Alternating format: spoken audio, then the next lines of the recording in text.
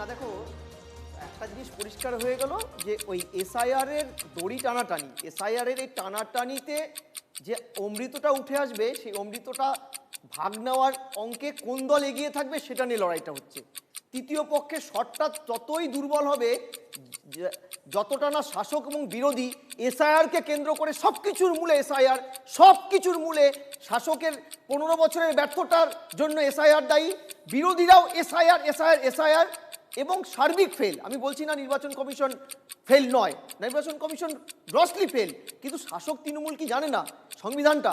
তারা জানে না 324-এর 6 নম্বর আর্টিকেল অনুযায়ী সুপারভিশন, ডিরেকশন, পানিশমেন্ট প্রত্যেকটাই নির্বাচন কমিশনের হাতে। সে অন্যায় করুক নাই করুক সেটা তারা বারবার হারবে। তাহলে বারবার কেন যাচ্ছে?